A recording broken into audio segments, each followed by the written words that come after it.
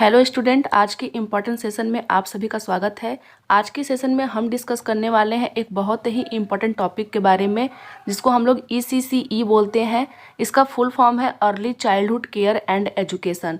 देखिए, जो early childhood care and education programme था वो हमारे NEP 2020 में इसके बारे में बोला गया है।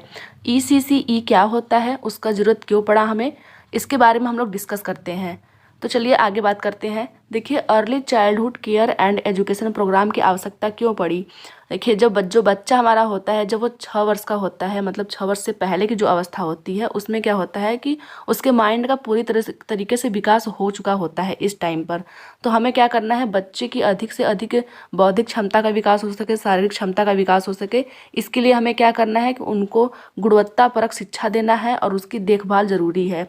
उनका जो देखभाल वो ऐसे वातावरण में हो कि उनको किसी चीज़ से डर ना लगे और वो अच्छी तरीके से उनका जो अनुभव है वो समाज से जुड़ सके। तो हम बात कर लेते हैं ECCE का महत्व। इसका महत्व क्या है। देखिए, हम जानते हैं कि जो बच्चा हमारा होता है, जब वो 3 साल से कम की आयु का होता है तो उसको जो उसकी माइंड होती है, वो उसका जो विकास होता है, उसका पौष्टिक खाना, उसको जोखिम रहित जो वातावरण होता है और प्यार और आदर की आवश्यकता होती है। इसीलिए ECCE को लाया गया था। आगे हम बात कर लेते हैं, जो बच्चे का मस्तिष्क का विकास होता है 6 वर्ष की आयु से पूर्व ही पूर्ण हो जाता है। बच्चे का विकास न केवल पोषण और स्वास्थ्य से प्रभावित होता है बल्कि सामाजिक अनुभव, वातावरण से भी इसका काफ़ी ज़्यादा रिलेशन होता है। देखिए, जो बच्चा हमारा होता है, जब वो 6 वर्ष से पहले की अवस्था में होता है तो उसका जो पोषण है वो काफ़ी ज़्यादा इम्पॉर्टेंट होता है। उसके पोषण को हमें ध्यान रख के देना है, उसका स्वास्थ्य जिससे प्रभावित ना हो। और बच्चा क्या होता है, जो सामाजिक जो अनुभव होते हैं, जैसे समाज में अगर बुरे एलिमेंट हैं तो बच्चों के ऊपर उसका बुरा प्रभाव पड़ेगा। देखिए, जो चीज़ें जो बच्चों के साथ जो बचपन में घटना घटित होती है, उसका जो प्रभाव है वो हमें जीवन के अंत तक देखने को मिलता है। मान लीजिए अगर कोई बच्चा है, उसके ऊपर सामाजिक दबाव बचपन में पड़ा हुआ है तो जो उसका डेवलपमेंट है वो काफ़ी अच्छी तरीके से नहीं हो पाएगा। वो समाज में हमेशा डरा डरा सा महसूस करेगा। आगे हम लोग देख लेते हैं, जो ECC होता है early childhood care and education programme, वो उसका उद्देश्य क्या है। देखिए, इसका सीधे सीधे उद्देश्य यही है कि बच्चों का क्या किया जाए, सम्मान किया जाए, उनको ऐसा माहौल दिया जाए जिसमें वो अपने आप को सुरक्षित महसूस करें और आत्मधारणा जो है उनकी वो विकसित हो सके। उनके जो वैल्यू है, जो मोरल्स हैं, वो अच्छे से डेवलप हो सकें। इसलिए early childhood care education programme को लाया गया था। आगे देख लेते हैं। देखिए, जो ECCE है उसका जो RTE 2009 जो आया हुआ था, उसके परिप्रेक्ष्य में हम लोग बात कर लेते हैं कि जब शिक्षा का अधिकार अधिनियम 2009 आया हुआ था तो उसमें ECC को क्या महत्व दिया गया था। तो ECC 2009 RTE 2009 क्या कहता है कि जो 3 वर्ष से लेकर 6 वर्ष की आयु के जो बच्चे होते हैं उनको प्राथमिक विद्यालय के लिए तैयार करना है। इसके लिए महिला एवं बाल विकास मंत्रालय द्वारा राष्ट्रीय ECC नीति 2013 को लाया गया था। उसी के अंतर्गत राष्ट्रीय ECCE पाठ्यक्रम फ्रेमवर्क 2014 का निर्माण किया गया था, जिसमें क्या कहा गया था कि बच्चों को गुणवत्तापूर्ण शिक्षा देने के लिए शालाओं का जो है संचालन किया जाए, उसको संचालित करने का दिशा निर्देश दिया गया था। देखिए, जो हमारा RTE 2009 था उसने क्या कहा था कि बच्चों को 0 से 3 वर्ष के जो हैं, 3 वर्ष से जो 6 वर्ष के जो बच्चे हैं उनको क्या करना है, उनको पढ़ाने के लिए हमें आंगनवाड़ी की व्यवस्था करनी है, हमें बाल वाटिका का या फिर प्री स्कूल का हमें निर्माण कराना है, जिससे बच्चे का क्या हो सके, पूरी तरीके से डेवलपमेंट हो सके। इसके लिए ECCE को लाया गया था। आगे हम लोग देख लेते हैं NEP 2020 में ECCE के बारे में क्या कहा गया है।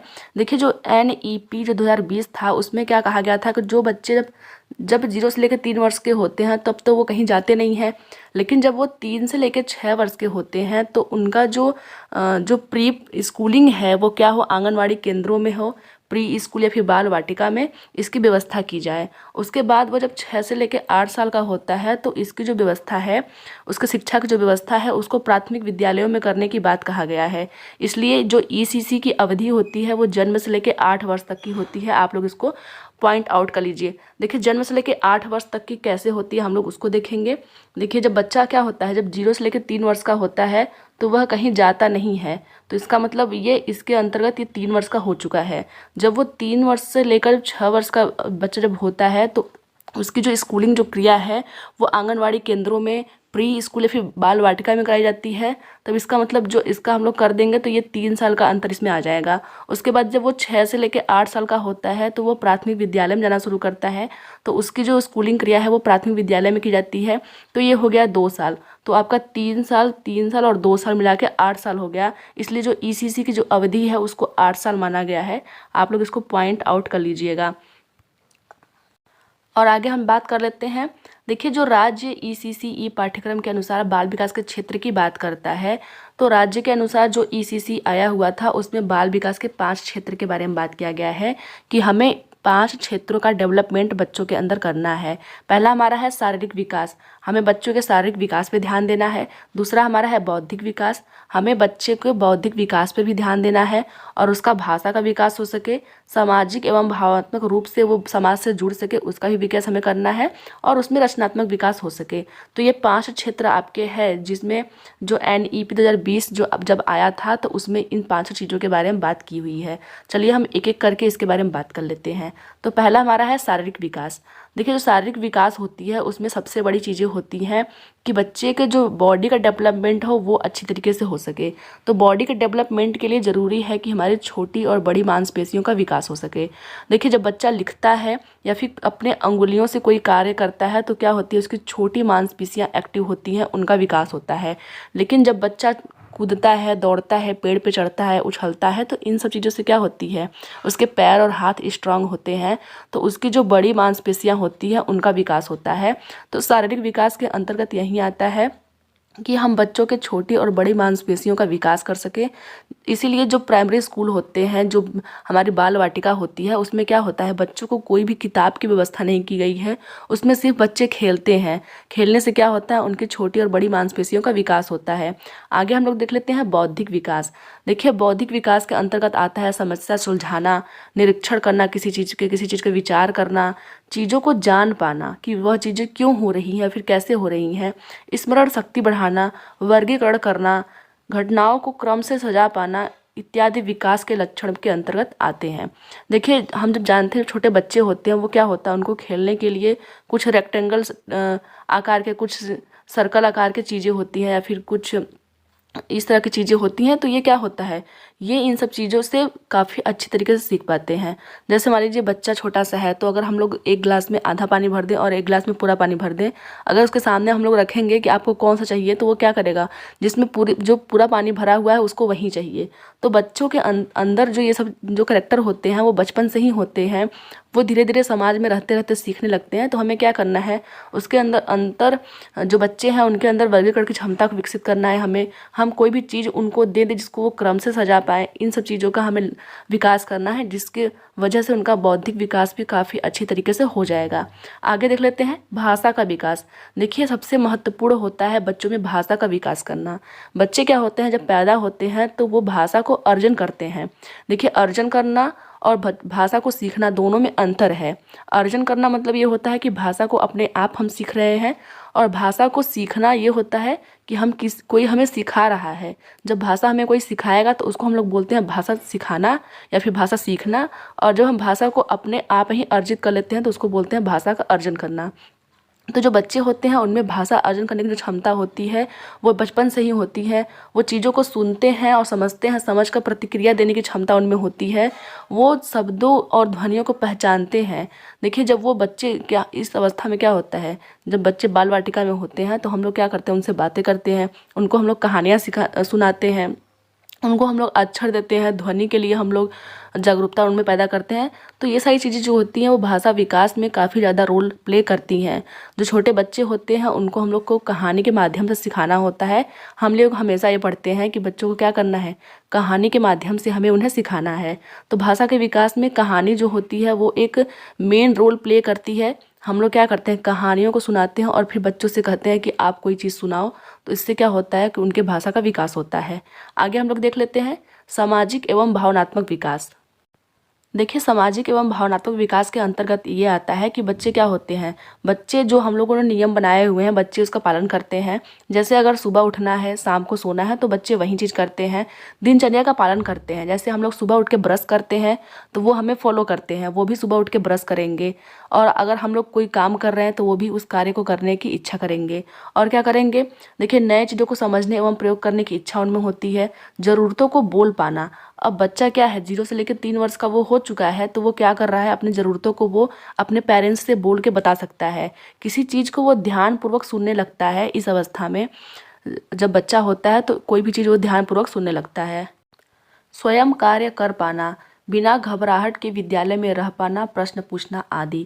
देखिए, बच्चे क्या होते हैं, बच्चे का जो सामाजिक एवं भावनात्मक विकास होता है उसमें क्या होता है, वो समाज को देख के सीखता है, हमें देख कर सीखता है।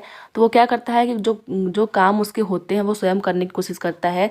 जैसे कपड़े पहनना, जूता पहनना, ये सब सारी चीज़ें क्या होती हैं, वो स्वयं करना चाहता है। और हमें ऐसा माहौल बनाना है कि वो बिना घबराहट के विद्यालय में रह पाए। तो हमें क्या करना है, अधिक से अधिक खेल खिलाना है उन लोगों से। जब वो अधिक से अधिक खेल विद्यालय में खेलेंगे तो वो ऑटोमेटिक विद्यालय में जाने के लिए सोचेंगे, वो खुद से जिद करेंगे कि हमें वहाँ लेके चलिए। और क्या होते हैं, बच्चे प्रश्न पूछते हैं, जिससे उनका जो होता है सामाजिक विकास वो काफ़ी अच्छी तरीके से होता है। आगे देख लेते हैं रचनात्मक विकास। देखिए, रचनात्मक जो विकास होता है उसमें क्या होता है कि बच्चे क्या करते हैं, अपनी कल्पना और अनुभव से वो नई नई चीज़ों को बनाते हैं। वो क्या करते हैं, इस समय कल्पना वाली अवस्था में होते हैं। वो किसी भी चीज़ को देख के कल्पना करते हैं। जैसे 2-4 बच्चे हो जाएंगे एक ग्रुप में और वो एक दूसरे को पकड़ के क्या करेंगे, ट्रेन जैसा कुछ बना लेंगे और बोलेंगे कि ये रेलगाड़ी है। तो वो क्या करते हैं, कल्पना से वो सीखते हैं, चीज़ों को कल्पना से करके सीखते हैं। तो वो नई नई चीज़ों की जो रचना करते हैं उससे क्या होता है, उनके अंदर रचनात्मक विकास होता है। तो ये सारी चीज़ें थी बच्चों के विकास से संबंधित। आगे हम लोग बात करते हैं जो पाठ्यचर्या के मुद्दे और चिंताएं हैं, जो करिकुलम इशू है उसके बारे में बात कर लेते हैं। देखिए, जब भी हम लोग बच्चे को जो आंगनवाड़ी बाल वाटिका है या फिर प्री स्कूल उसका है, जब भी हम लोग उसको उसमें ले जाते हैं तो हमें ये करना चाहिए कि जो हमारा बातचीत का जो माध्यम हो, बच्चे की घर की भाषा हो या फिर मातृभाषा हो। अगर हम लोग उससे कोई और भाषा में बात करेंगे, अगर हम अपनी भाषा में बात करेंगे, इंग्लिश में बात करेंगे, तो वो क्या होगा, वो डर जाएगा और वो स्कूल नहीं आएगा। तो बच्चे क्या, जो बच्चा है छोटा सा, उससे हमें क्या करना है, मातृभाषा में बात करनी है, ताकि वो अपने आप को कंफर्टेबल फील कर सके। आगे हमारा है पहले मातृभाषा, उसके बाद क्या करना है, औपचारिक स्कूली भाषा या फिर क्षेत्रीय भाषा में दक्ष होने के लिए प्रोत्साहित करना चाहिए। जैसे मैंने पहले बताया, उसमें क्या करना है, हमें बच्चे से पहले मातृभाषा में कंसल्ट करना है, किसी भी चीज़ों को मातृभाषा में बात करके सिखाना है। उसके बाद वो जब धीरे धीरे चीज़ों को सीखने लगेगा, उसके बाद हमें क्या करनी है, औपचारिक स्कूली भाषा को यूज में करना है। वो औपचारिक भाषा कोई भी भाषा हो सकती है, वो इंग्लिश भी हो सकती है या फिर वो कोई क्षेत्रीय भाषा भी हो सकती है। आगे देख लेते हैं हम लोग बहुआयु समूहीकरण। देखिए, जो बच्चा होता है, जो हमारे क्लास में जो बच्चे जो होते हैं वो क्या होते हैं, विभिन्न आयु वर्ग के होते हैं। अब विभिन्न आयु वर्ग के होंगे तो उनकी आवश्यकताएं भी अलग अलग होगी। जैसे कोई अगर छोटा बालक है तो उसकी आवश्यकता अलग है, अगर कोई बड़ा बालक है तो उसकी जो आवश्यकता है वो अलग है। तो हमें क्या करना है कि बच्चों की आवश्यकताओं को ध्यान में रख के हमें जो है अपने क्लासरूम को रेगुलर तरीके से चलाना है। हमें जितने बच्चे हैं उनके सभी की आवश्यकताओं को पूरा करना है। और क्या करना है, लैंगिक समानता। देखिए, जो बच्चा हमारा है वो क्या करता है कि जब वो बाल्यावस्था में होता है तभी से क्या होता है, उसकी सामाजिकरण शुरू हो जाती है। वैसे तो सामाजिकरण जो होती है वो शैशवावस्था में ही शुरू हो जाती है, लेकिन जब बाल्यावस्था जब हमारा होता है तो बच्चा डायरेक्ट समाज से कांटेक्ट में आता है। तो हमें क्या करना है कि समाज की जो सांस्कृतिक भूमिकाएं हैं उसको सिखाने के लिए बच्चों को प्रेरित करना है। तो आज हमने बात किया ECCE के बारे में। देखिए, अब इससे रिलेटेड हम लोग कुछ क्वेश्चन को भी करेंगे। जैसे पहला हमारा क्वेश्चन है, NEP 2020 में यह परिकल्पना की गई कि 5 वर्ष की आयु से पहले प्रत्येक बच्चा एक प्रारंभिक शिक्षा या बाल वाटिका में जाएगा, जिससे एक ECCE को पढ़ाने योग्य शिक्षक होगा, वह बाल वाटिका है। यहाँ बोला गया है कि जब बच्चा बाल वाटिका में जाता है तो वो बाल वाटिका जो है वो किस कक्षा के लिए है।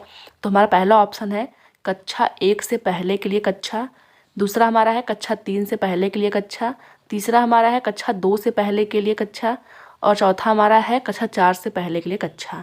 तो हम जानते हैं जब बच्चा बाल वाटिका में जाता है तो वह 3 वर्ष की आयु का होता है, फिर 3 वर्ष की आयु से अधिक का आयु होता है। तो उस समय हम लोग कक्षा 1 में बच्चे का एडमिशन नहीं हुआ रहता है, इसलिए कक्षा 1 से पहले की अवस्था है। देखिए जो NEP 2020 था हमारा, उसमें कहा गया था कि जब तक बच्चा 6 वर्ष की आयु का नहीं हो जाएगा तब तक वो क्लास 1 में नहीं जा सकता है। तो जो बच्चा हमारा है वो 5 वर्ष की आयु के पहले का है, इसलिए वह बाल वाटिका में जाएगा, इसलिए यह कक्षा 1 के पहले की कक्षा है। ऑप्शन नंबर ए हमारा सही है। दूसरा हमारा क्वेश्चन है, सरकार में ECC मुख्य रूप से एकीकृत बाल विकास सेवा हो या यूरियस केंद्रों के माध्यम से प्रदान किया जाता है, जिन्हें डैश के रूप में जाना जाता है।